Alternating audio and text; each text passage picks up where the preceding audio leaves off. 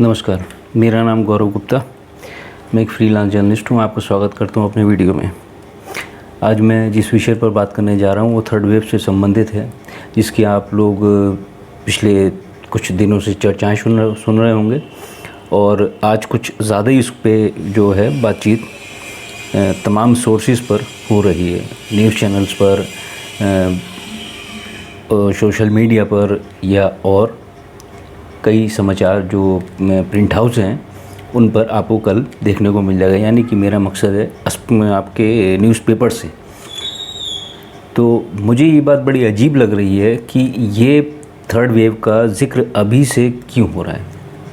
खैर चलिए, third wave अगर आप प्रिपरेशन करना चाहते हैं पहले से ही तो एक अलग बात है कि आप तैयारी कर रहे हैं थर्ड वेव की और सेकंड वेव से निकल चुके हैं, तो आप तैयारी कर रहे हैं सेकंड वेव से सबक लेने के बाद। लेकिन मेरा सवाल यहाँ पर ये है कि अभी जब हम सेकंड वेव से ही नहीं निकले हैं, आपने सही सुना और आपको ख़ुद भी पता होगा, और मैं आपको बता देता हूँ क्यों।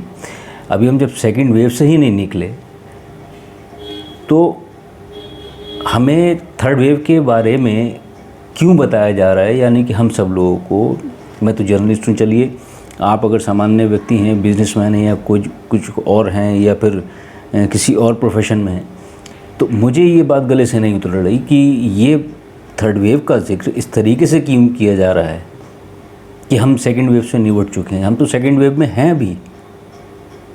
एक तरीके ऐसा लग रहा है जैसे कि उलझाया जा रहा है इसमें। बात दरअसल ये है कि मैं क्यों कह रहा हूँ। अभी जो शुक्रवार के दिन, बीते शुक्रवार के दिन सुबह 8 बजे करीब इंडियन एक्सप्रेस की रिपोर्ट ने ये बात बताई, और तमाम और सोर्सेज में भी आई कि सुबह 8 बजे तक की इनकी रिपोर्ट थी इंडियन एक्सप्रेस की कि 1,34,000 मामले पिछले 24 घंटे में रिकॉर्ड हुए हैं, दर्ज हुए हैं। ये वो आंकड़े हैं जो सरकारी आंकड़ों में दर्ज हुए, जिनका डेटा उन लोगों को मिल गया या जिनकी गिनती उन्होंने कर ली। और अगर मैं मौतों की बात भी करूं कि जो कोरोना से लोग मरे हैं, कोविड-19 से लोग मरे हैं, जिन्होंने अपने परिजन खोए हैं, तो उनकी संख्या भी बहुत ज़्यादा है। 3380 है। 3380 ये कोड किया है टाइम्स ऑफ इंडिया ने। ये है सैटरडे की रिपोर्ट, यानी कि शनिवार की रिपोर्ट। ये भी पिछले 24 घंटे की बताई गई है। और ये नंबर्स भी वो हैं जो मैंने आपको भी बताया कि ये नंबर्स भी वो हैं जो मामले दर्ज हुए, जो सरकार की गिनती में और निगाह में आ गए। इसके अलावा कितनी मौतें हुई हैं और कितनी डेथ्स हुई हैं उसका कोई आंकड़ा ही नहीं है। ये हम लोग भी जानते हैं, आप भी समझ रहे हो, क्योंकि हमारे गांव देहात की क्या पोजीशन है आप वो समझ रहे हैं। और मैं अब गाँव देहात की मैंने बात की है तो मैं उस पर भी आप कह रहा हूँ। गाँव देहात की हालत इतनी ज़्यादा बुरी है कि अभी मैं थोड़ी देर पहले एक सज्जन से बात कर रहा था तो उन्होंने बताया कि गांव देहात की हालत इतनी ज़्यादा बुरी है कि वो लोग बहुत ज़्यादा परेशान हैं। एक तो लॉकडाउन लगा हुआ है, उन लोगों के पास कोई ज़रिया नहीं है पैसों का। उसमें से एक व्यक्ति ने तो ये भी कहा कि मेरे पास, मैं असल में वो जो बात कर रहे थे वो वैक्सीन की बात कर रहे थे कि आपने अब वैक्सीन लगवाई नहीं लगवाई। तो बोले साहब हम वैक्सीन नहीं लगवाएंगे। बोले क्यों नहीं लगवाएंगे साहब? उन्हें क्या वैक्सीन हम इसलिए नहीं लगवाएंगे कि हमें वैक्सीन आए और हमारे गाँव में एक व्यक्ति की जो है मृत्यु भी हो गई, और दूसरा ये है कि हमारे पास अगर हम किसी को बुखार आ रहा है, किसी को कुछ आ रहा है, तो उसको डॉक्टर दवाई नहीं दे रहे हैं, डॉक्टर उनका हाथ नहीं लगा रहे हैं और डॉक्टर भगा दे रहे हैं। इस तरह की बात भी सामने आई। तो लोग डरे हुए भी हैं, अवेयरनेस नहीं है। यानी कि मैं अगर जनरल बात में आम भाषा में कहूँ तो अवेयरनेस नहीं है उन लोगों में। तो जब स्थिति ऐसी है कि आपके पास डेटा गाँव का नहीं है और आप अपना डेटा और अपनी गिनती कम करके बता रहे हो। आपने राज्य सरकार की भी बातें सुनी होंगी पिछले दिनों कि हर राज्य सरकार डेटा कम करने में लगी हुई। अब ये क्यों करा जा रहा है अभी मैं आपको समझाता हूँ। जो मेरे दिमाग में बात आ रही है और जो और लोगों की भी बात दिमाग में आ रही है, मेरी और लोगों से बात इस विषय पर हुई कि ऐसा क्यों करा जा रहा है, ऐसा जो नैरेटिव है वो क्यों सेट किया जा रहा है। तो उन लोगों का बेचारों का कहना ये था कि हम लोगों को 2000 रुपये प्रधानमंत्री जी की तरफ से मिल रहे हैं, यानी कि प्रधानमंत्री जो है सहायता कोष की तरफ से। तो हम उसमें क्या करें? हम 40-50 हज़ार रुपये कम से कम कमाने वाले व्यक्ति तो हैं नहीं, हम अमीर लोग तो हैं नहीं, हम गरीब लोग हैं। अगर हमें कुछ दवाई चाहिए, बुखार है, अगर आपको मान लीजिए बुखार हो जाता है, आप कोई वैक्सीन लगवाते हैं तो ज़्यादातर लोगों को बुखार आ रहा है, उसके थोड़े साइड इफ़ेक्ट हो रहा है, तो उसको कुछ खाने पीने को चाहिए, 2-3 दिन अगर बुखार है तो उसको रेस्ट भी चाहिए। अब ये लोग अगर रेस्ट कर रहे हैं, वैसे भी लॉकडाउन लगा हुआ है, तो जो भी मजदूरी कर रहे हैं वो भी नहीं है इनके पास में।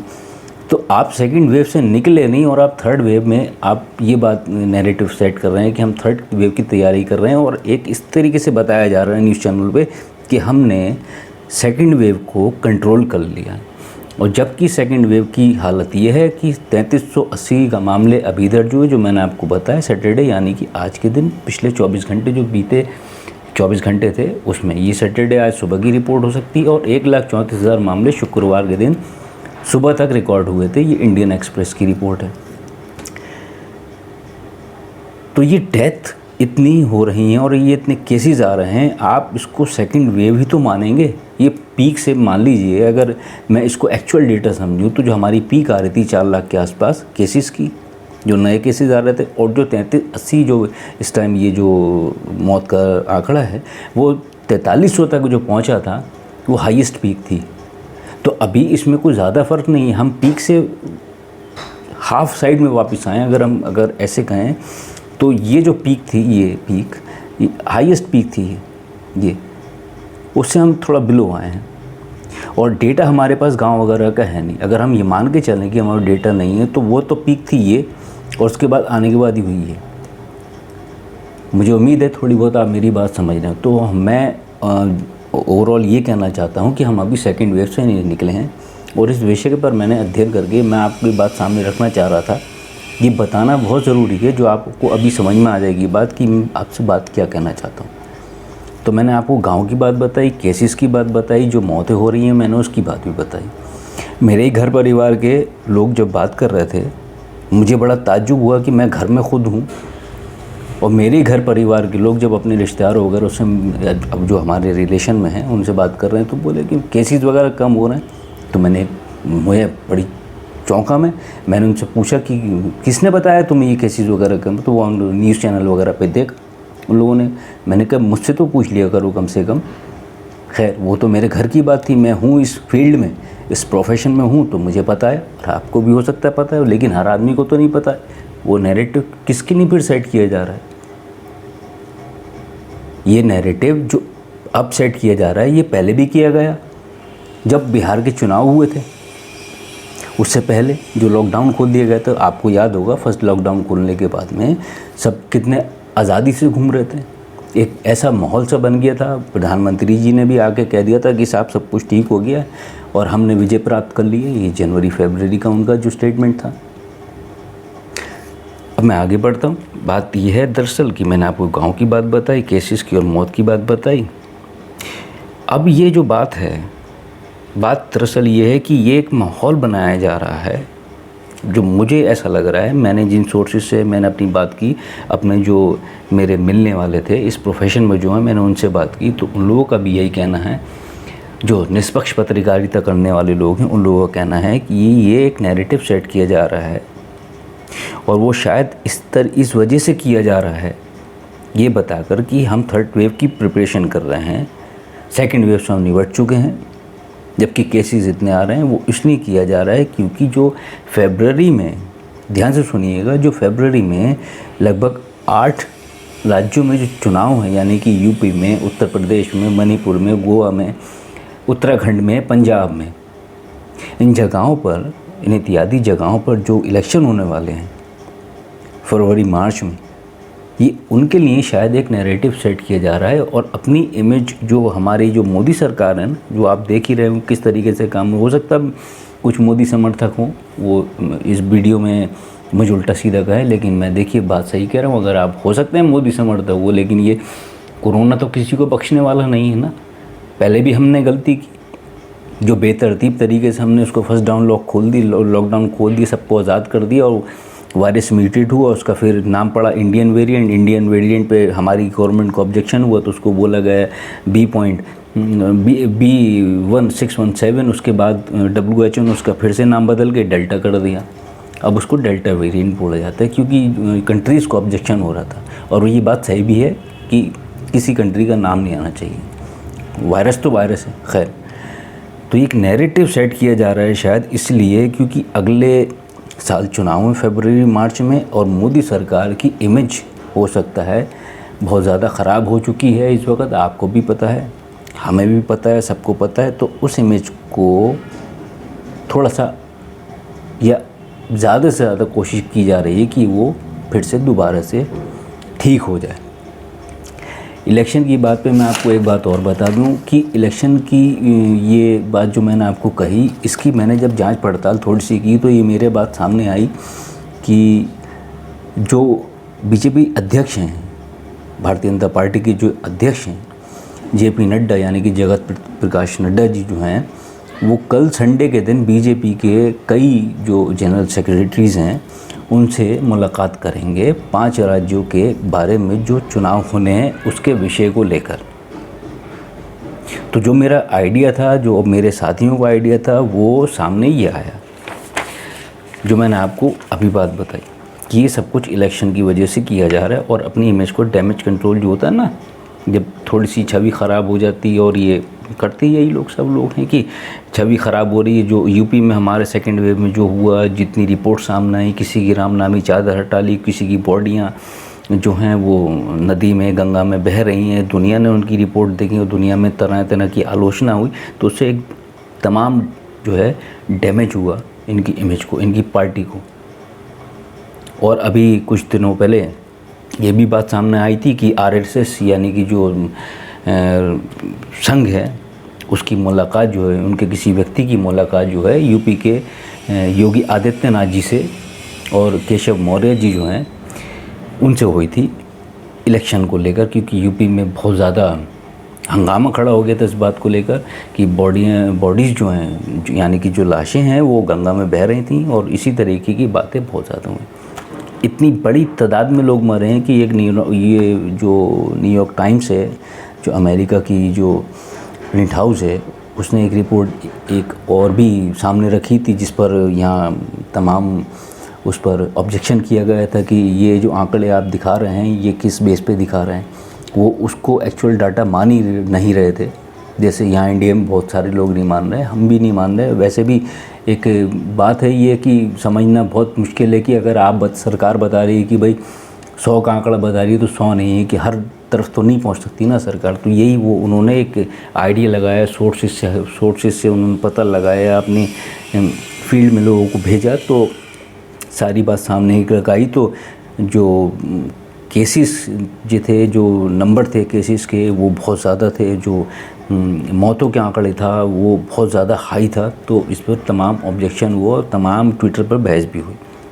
तो ये जो सारा नैरेटिव सेट किया जा रहा है, मुझे ऐसा लगता है कि ये इलेक्शन को लेके किया जा रहा है। अब ये वीडियो बनाने का मकसद क्या था मेरा? वीडियो बनाने का मकसद ये था, वो ये था कि ये आपसे जुड़ा हुआ है, ये आपसे जुड़ा हुआ है। और थर्ड वेव की आप ही बात बताऊंगा आपको मैं।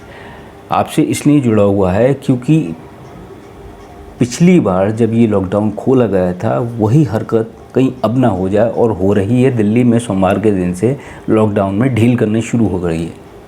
अभी जो आज जो स्टेटमेंट अरविंद केजरीवाल जी का है, इसी तरीके की मुंबई में की जा रही है 7 जून से शायद।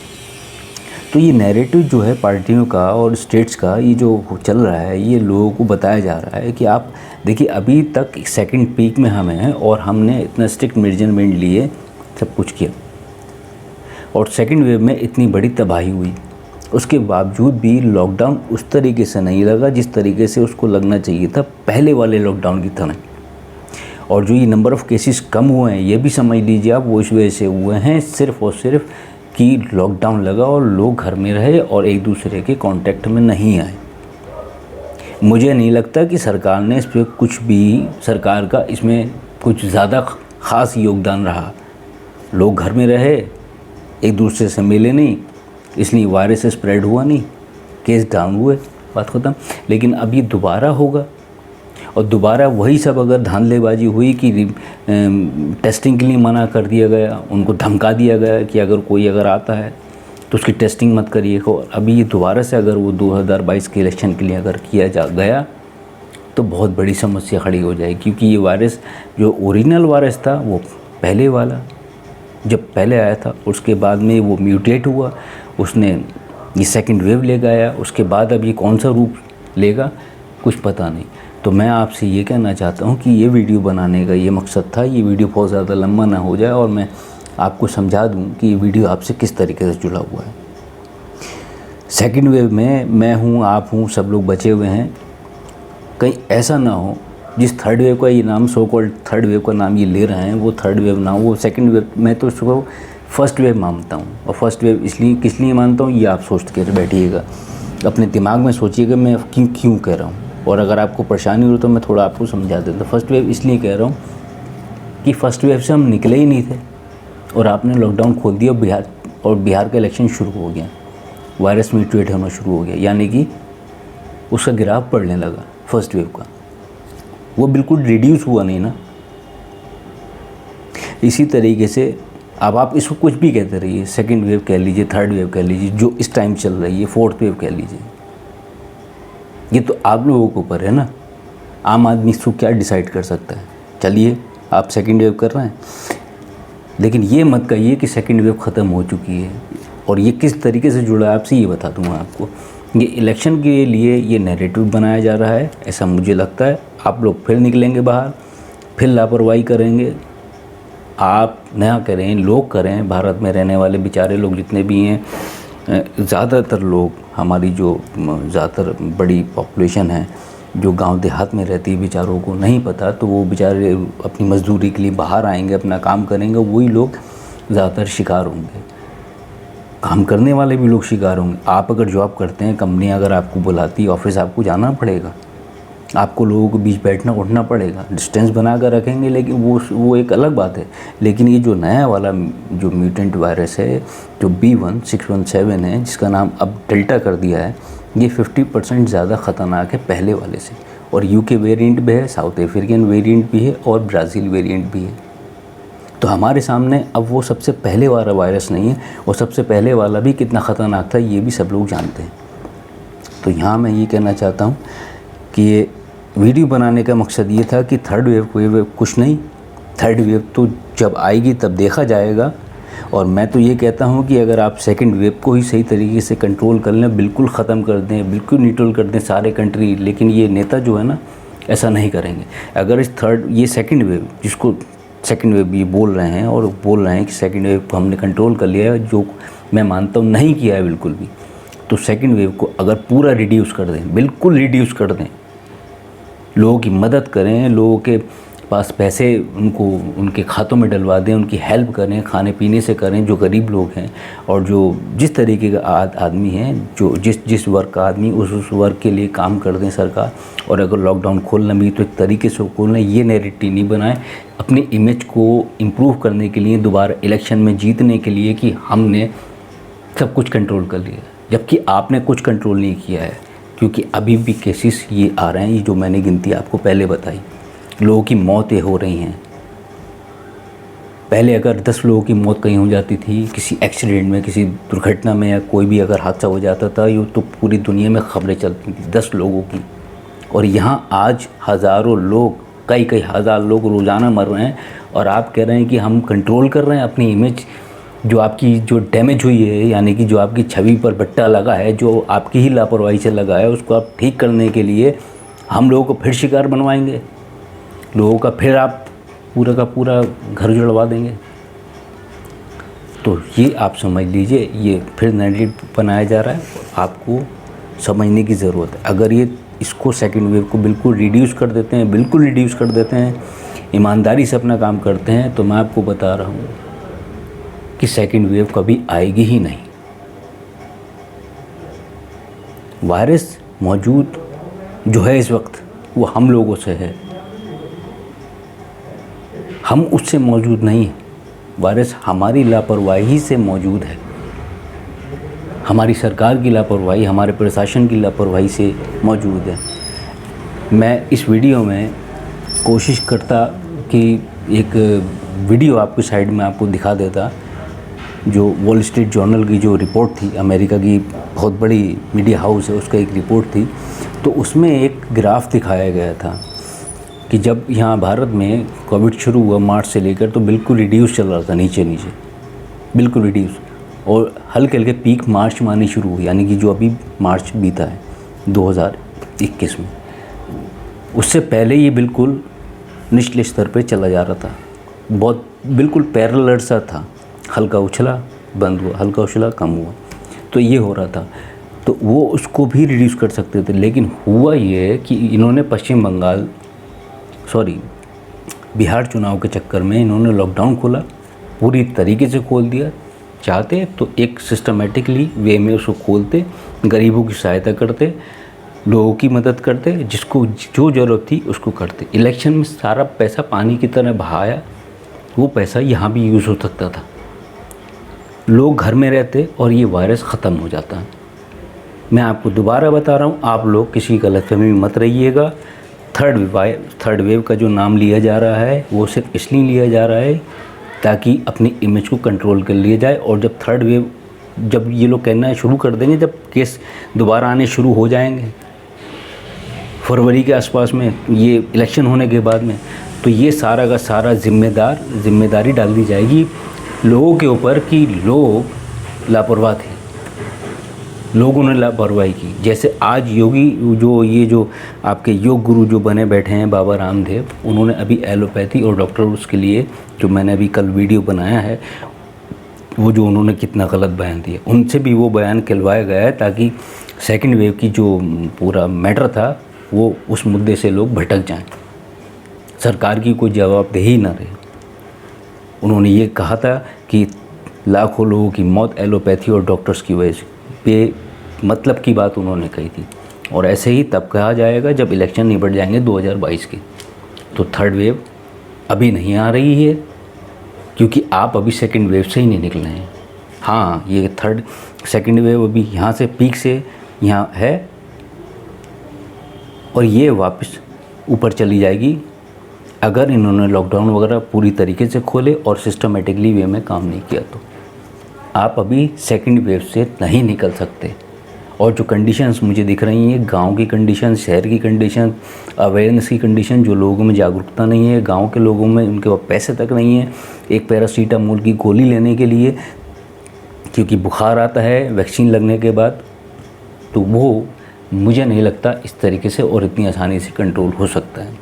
इस वीडियो को बनाने का मेरा यही मकसद था कि पिछली बार की तरह तमाम लोग कहीं इस कोरोना का शिकार ना हो जाएं।